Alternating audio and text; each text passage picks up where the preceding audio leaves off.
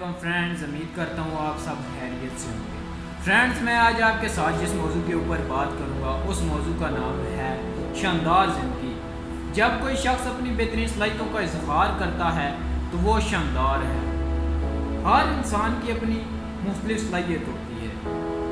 हमने अपनी सारी ज़िंदगी इसी इंतज़ार में गुजार दी है कि आने वाले कल में बेहतर करेंगे, मगर वो कल आता नहीं।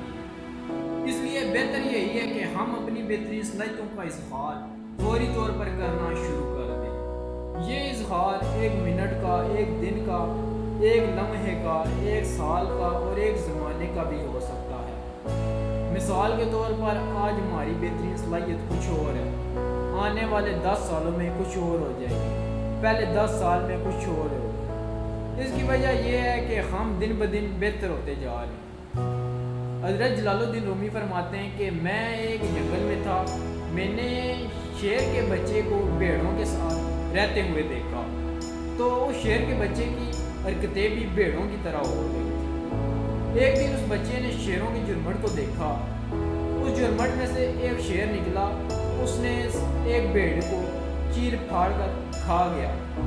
ये सारा वाक़या देखने के बाद उस बच्चे के अंदर का शेर जाग उठा। मशहूर मुसन्निफ रोबन शर्मा अपने कुछ लोगों को ट्रेनिंग दे रहा था। इसने तमाम शुरा में एक सेब तकसीम किया और उन सब को कहा कि ये सेब खाएं। सब ने सेब खाना शुरू कर दिया। किसी ने बहुत जल्दी सेब ख़त्म किया और किसी ने बहुत ज़्यादा वक्त लगाया। ये मशक ख़त्म होने के बाद आधे घंटे के बाद उसने तमाम शुरा को एक और सेब तकसीम किया और साथ में कहा, ये सेब आपने इस तरह खाना है कि ये सेब आपकी ज़िंदगी का आखिरी सेब है। ये सुनकर तमाम शुरा ने सेब को बहुत मज़े के साथ खाया, आराम के साथ खाया।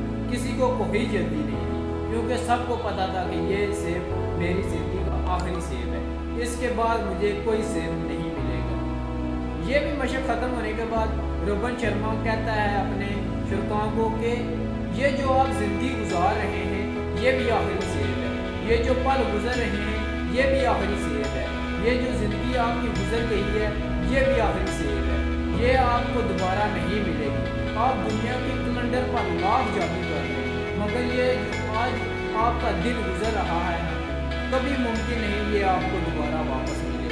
इसलिए आपको अल्लाह ताला ने आपको ये दिन इनाम के तौर पर दिया है।